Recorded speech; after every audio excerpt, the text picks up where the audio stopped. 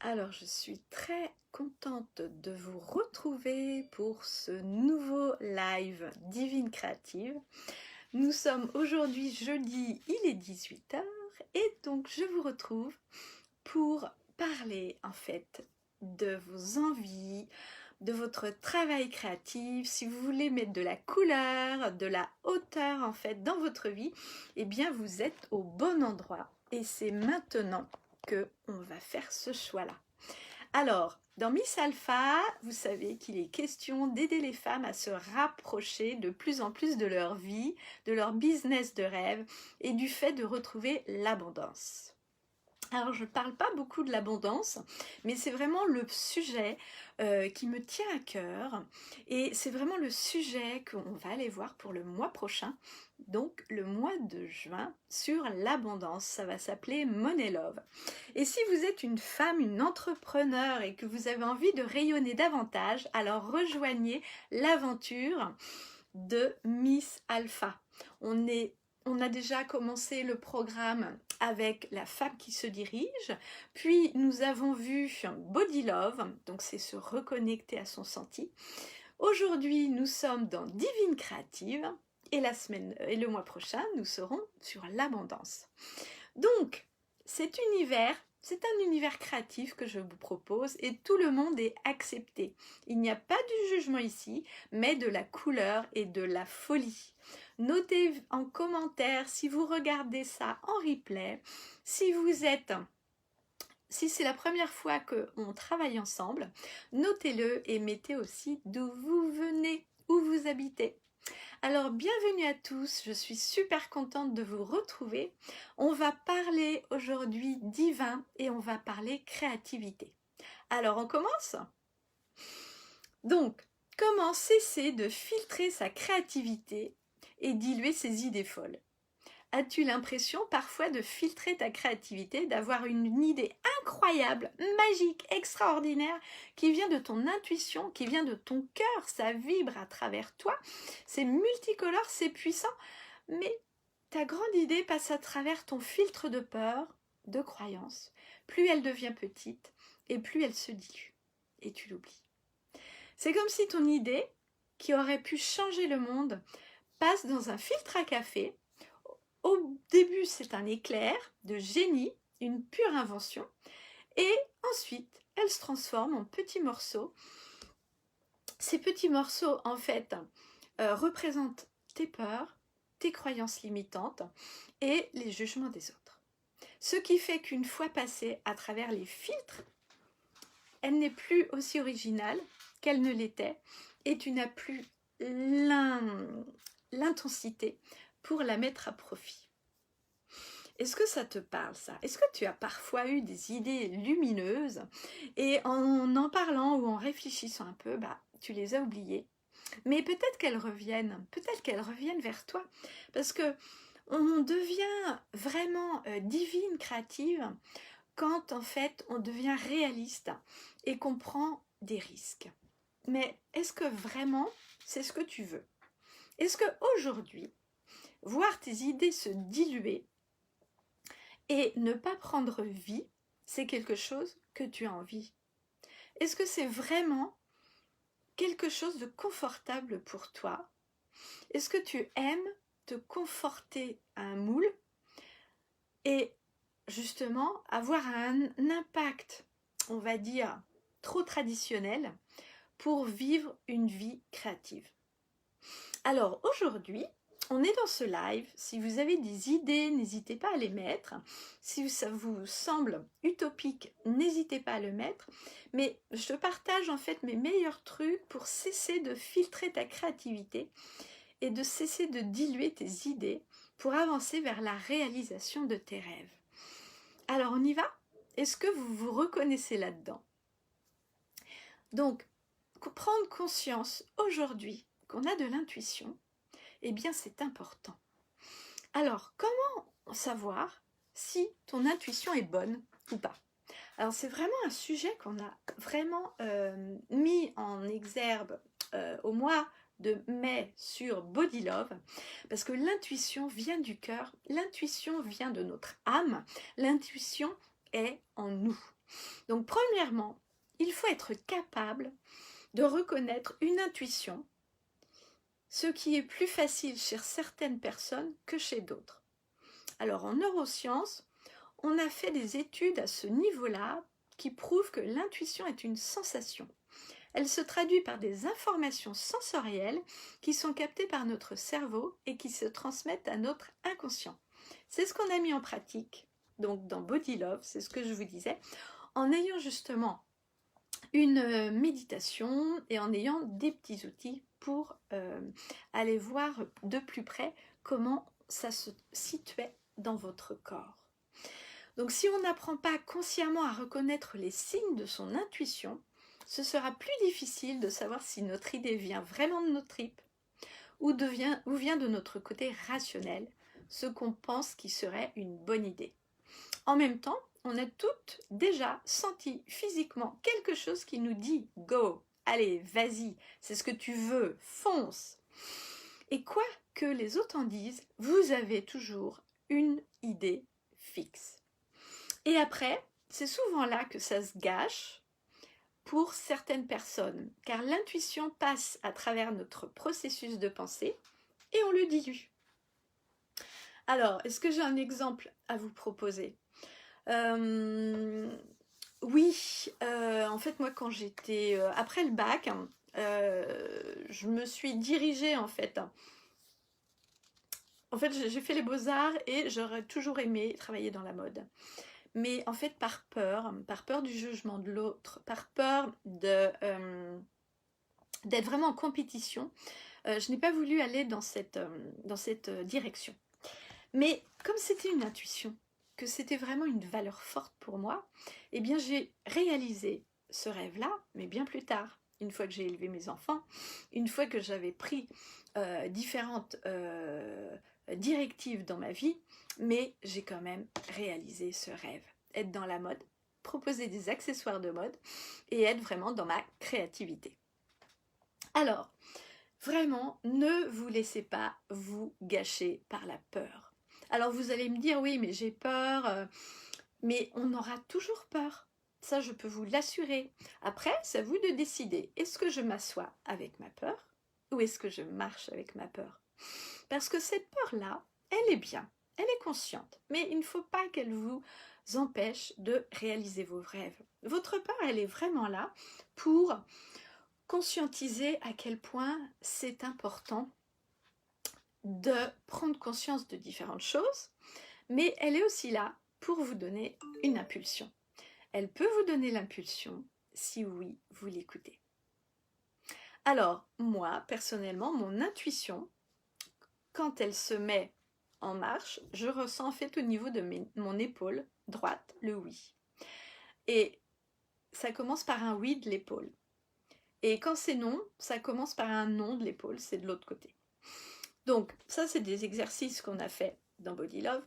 Et je ressens une espèce ensuite de vaisseau lumineux qui traverse mon ventre et qui se rend jusqu'à mon esprit. Ça pétille, c'est hyper puissant. Ça fait peur, hein, c'est vraiment assez bizarre. Mais j'ai aussi remarqué que mes grandes intuitions viennent lors de jours précédents ou suivant une pleine lune. C'est dur à dire. Donc, voilà. Mais quand on parle de peur, est-ce qu'on ne parle pas aussi d'excitation ? Parce que, effectivement, quand on a peur, c'est aussi qu'on peut être très excité. Vous savez, quand on se raconte le soir des histoires qui font peur, quand on est petit, on crie, on hurle et on devient super excité, quoi. Donc, soyez attentifs à votre peur et demandez-vous si ce n'est pas déjà une excitation.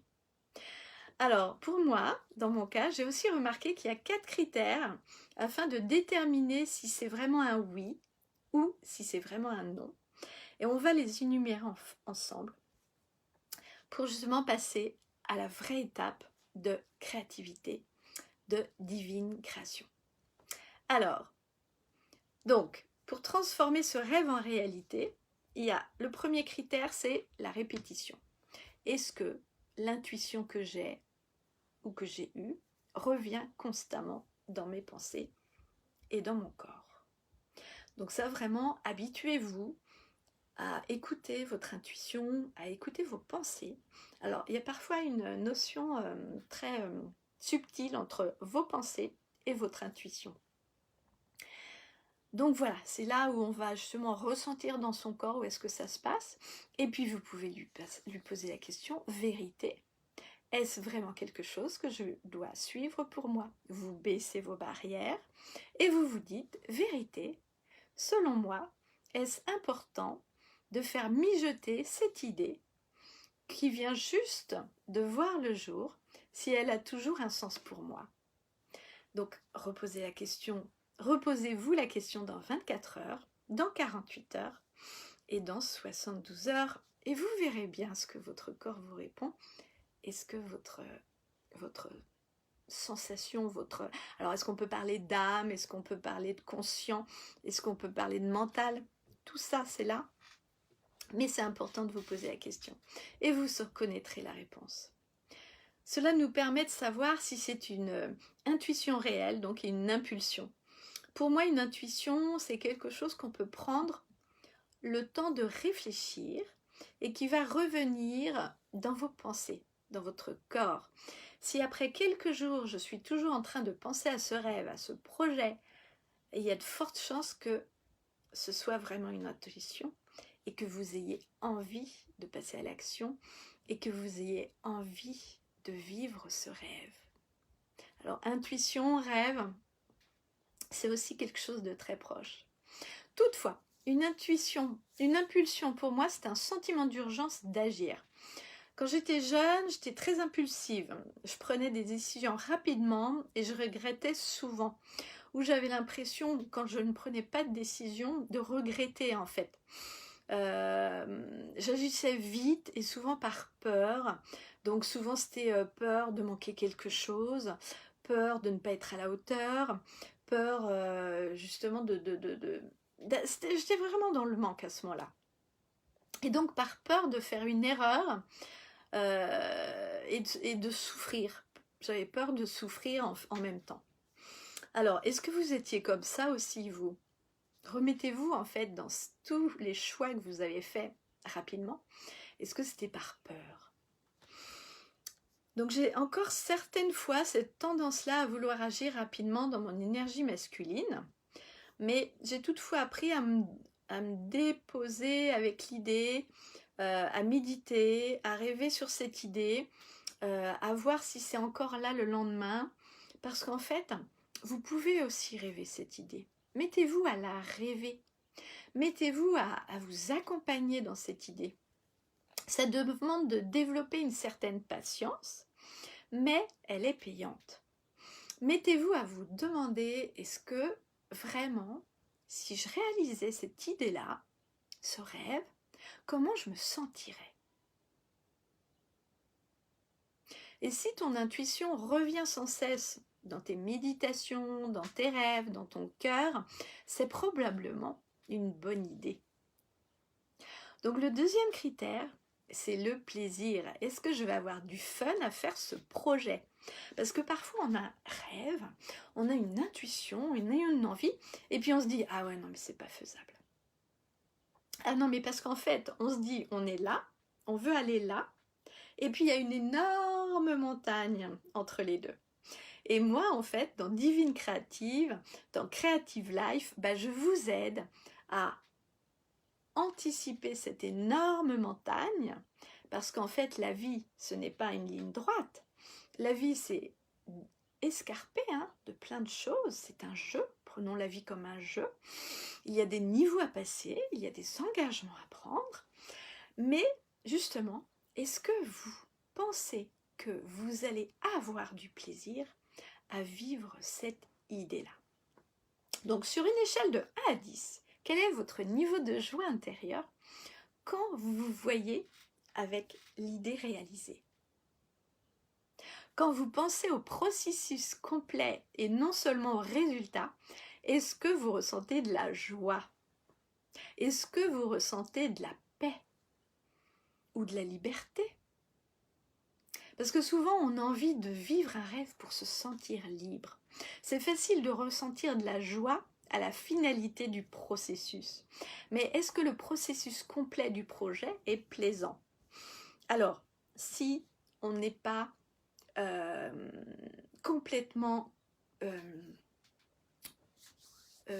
comment on dit, habitué en fait à tout ce processus, alors ou vous pouvez demander de l'aide à des personnes qui vous entourent. Si vous dire, bah voilà, si par exemple vous vous dites il me faut un site internet mais je ne sais pas comment faire, bah vous demandez de l'aide.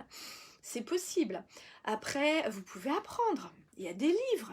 Il y a tout un processus complet à mettre en place. Et ça, je suis là pour vous guider. Je suis là pour vous aider. Parce que moi, j'aime apprendre. J'aime comprendre les choses. Et ça, c'est l'un de mes critères. C'est le plaisir d'apprendre. Alors, le troisième critère, ce sont nos valeurs. Est-ce que mon idée est alignée avec mes valeurs? Si j'évalue le projet en fonction de mes 5 valeurs les plus importantes, est-ce que ça tient la route? Par exemple, nos valeurs changent avec le temps. Quand on est maman,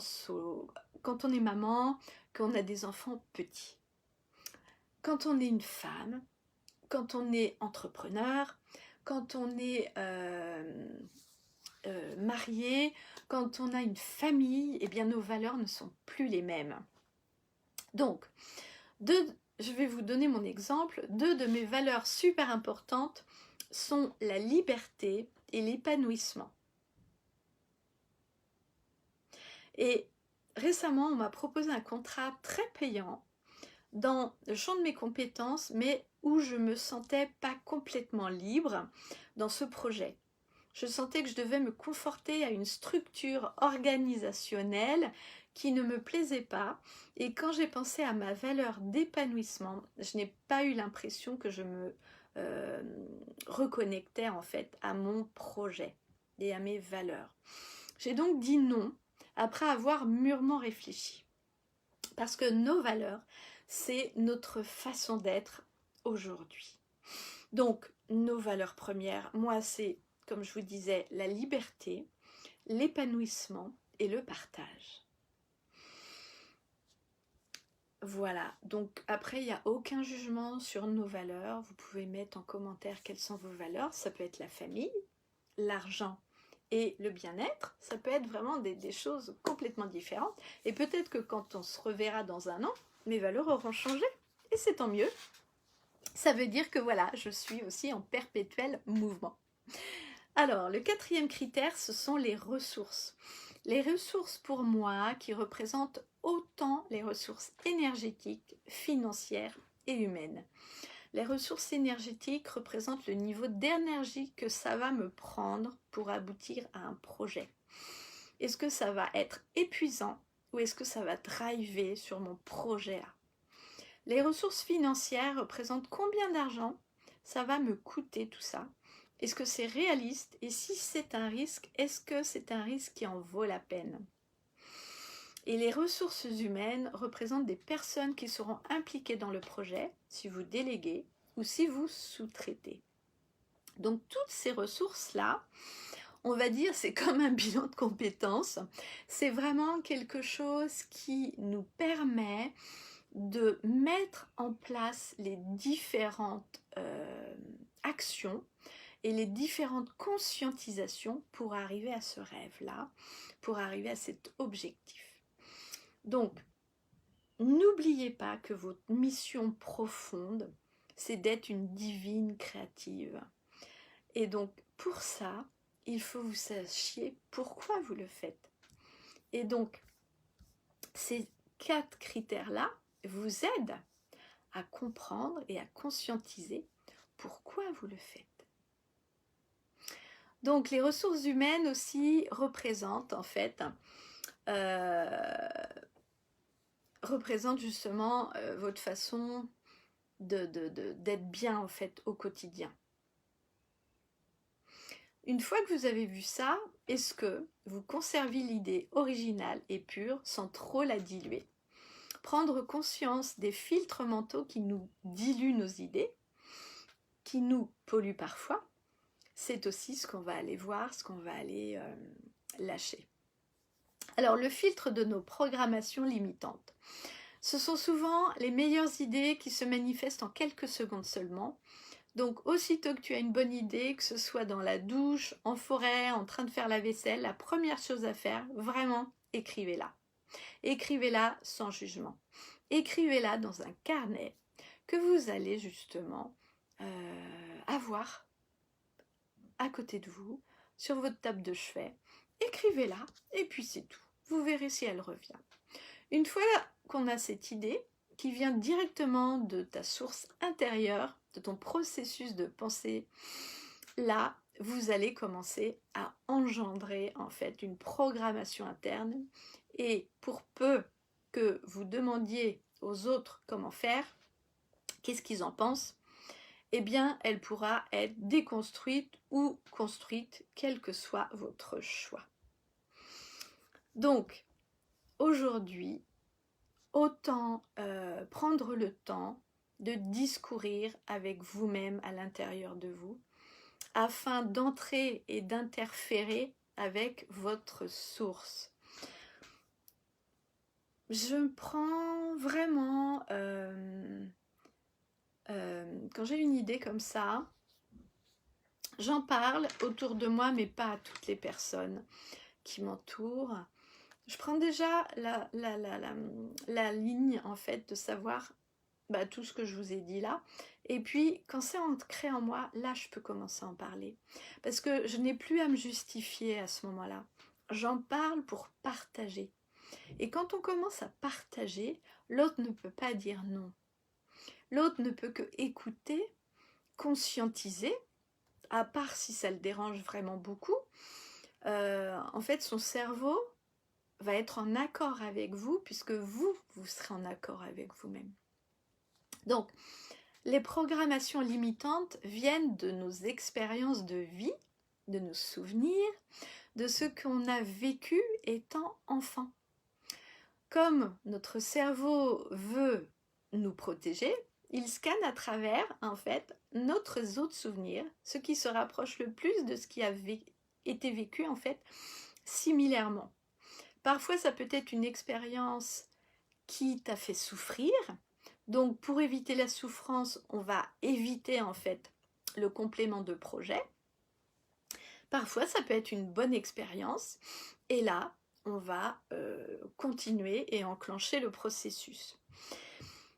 Moi, souvent, même si j'ai des choses en fait à dépasser, et ça c'est un exercice vraiment qui est important en fait au quotidien, parce que je remarque que me mettre à mon ordinateur, ça me demande beaucoup d'efforts. Moi, je suis vraiment hyper sensible à ça et ça me demande beaucoup d'efforts, donc je ne suis pas aussi à l'aise que quand je prends un crayon et une feuille, ou pas aussi à l'aise quand je crée mes bijoux.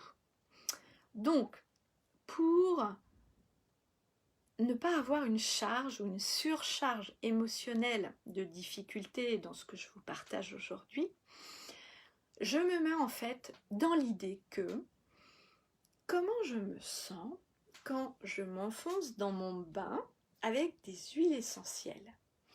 Comment je me sens, qu'est-ce que je ressens. Et là, je vais être délassée, je vais être super contente et ça va me faire du bien. Donc je me retouche à cette même sensation, parce qu'en fait, notre sensation, notre mental ne fait pas la différence entre une sensation de rêve qu'avec une sensation de présence. Donc, quand je me remets dans cette sensation-là, je me glisse dans mon bain et il n'y a aucun problème, il n'y a aucun danger, je me glisse dans mon bain et là, je me positionne sur mon ordinateur avec justement la possibilité d'être calme, apaisée et détendue. Et là, je peux commencer à écrire.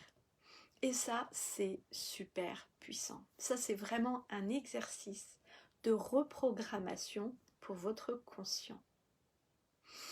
Et cela va vous permettre de manifester qui tu es, ce que tu veux faire vibrer, de ce que tu nourris à l'intérieur de toi, et jusqu'où tu veux que tes filtres interviennent. Voyez déjà, si vous avez fait cet exercice, comment vous vous êtes senti. Si vous avez fait cet exercice, comment est-ce que vous vous êtes senti. Alors, dans les dernières années, personnellement, moi j'ai fait beaucoup de travail au niveau de mes blocages, de mes croyances limitantes. Maintenant on n'a plus ça comme ça, on appelle ça autrement. Mais j'ai fait aussi de l'hypnose, j'ai appris à travailler en fait en développement personnel. Et ça fait en sorte que mes filtres sont de plus en plus minces. C'est que je peux me diriger. C'est ce qu'on a vu justement ça dans le programme d'avril, c'est la femme qui se dirige. Qu'est-ce qui fait que notre femme se dirige aujourd'hui, même s'il y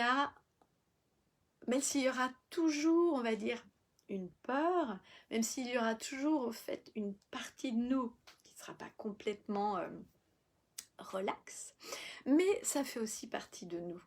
Parce que voilà, c'est comme ça, et puis il faut s'accepter aussi comme on est. Mais on a le droit de changer. Et ce peut toutefois, les filtres peuvent être plus ou moins épais et se diluer énormément avec nos idées. Et puis, j'aime bien utiliser le terme de voile. C'est comme si on s'était mis des voiles, vous voyez, les uns au-dessus des autres, et qu'on pouvait les enlever un à un pour justement y voir plus clair et aller vraiment dans notre intuition pour justement être dans un environnement immédiat, pour être en communication avec l'autre, lâcher nos propres croyances de je ne mérite pas, je ne suis pas à la hauteur, comprendre notre identité. Je ne suis pas ce genre de fille-là, ou bien qu'est-ce que diraient les autres. Alors, vraiment, c'est ce que aujourd'hui je vous propose en fait dans Divine Créative, c'est de conscientiser. Conscientiser comment vous voulez vivre votre vie aujourd'hui. Alors, comment ça va à ce stade du programme ? Est-ce que vous êtes une divine créative connectée à vous-même avec tous ces critères pour voir si vous êtes aligné ? Ou est-ce que vous avez envie d'aller plus loin ? Il ne suffit pas en fait de mettre en place un processus si tu arrêtes au bout de 2 jours. Donc, on va faire un dernier exercice parce que là, je suis vraiment super contente de partager tout ça avec vous. Et waouh, quoi! Waouh, c'est vraiment, moi si j'avais pu avoir ce programme ou cette formation au début, que j'ai vraiment travaillé sur moi, mais j'aurais été super enthousiaste et j'aurais appliqué les choses tranquille. Alors l'exercice que je t'invite à faire maintenant, si ton idée de cœur te donne mal au cœur, c'est, alors prends un crayon, prends un papier, note bien tout ce qui te traverse l'esprit quand je te pose les 3 questions suivantes. Première question. Écris la raison pour laquelle tu as décidé de ne pas mettre en place maintenant ce projet qui t'anime tant.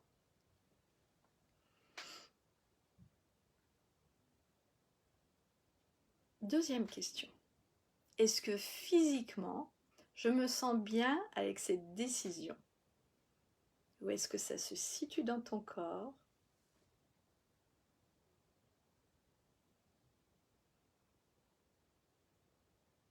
Troisième question. Est-ce possible d'enlever quelques paramètres pour réaliser cette idée-là ? Alors là, on voit des objectifs, on voit des possibilités, on voit des ouvertures. Vous pourrez revenir sur ces questions. Moi, je sais que toutes les fois que j'ai écouté mon cœur et balayé mes croyances, mes peurs, je n'ai jamais regretté d'avoir pris cette décision aussi folle et aussi difficile qu'elle ait été. On va finir par cette citation inspirante qui pourra probablement te guider à faire le bon choix pour toi. La voici. La créativité nécessite le courage de se débarrasser de ses certitudes. C'est d'Eric Fromm. Donc, la dernière chose que je vais te dire, c'est donne-toi le droit de te faire plaisir chaque jour et d'être surprise à toutes les heures de la journée. Moi, j'ai expérimenté ça et effectivement, je suis surprise à toutes les heures de la journée. Alors, je suis parfois surprise négativement ou surprise positivement.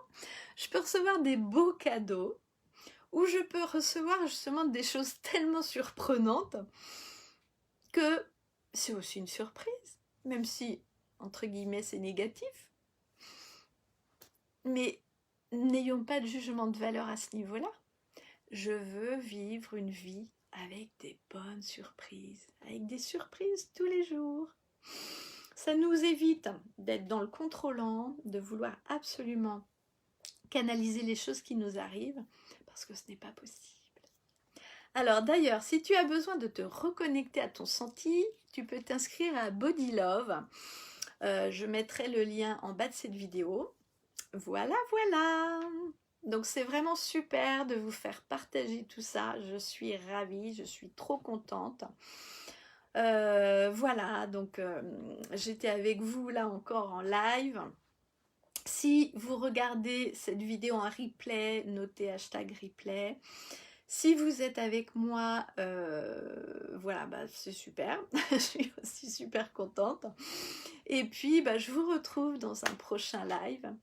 Et puis, je vous souhaite une bonne journée et à très bientôt.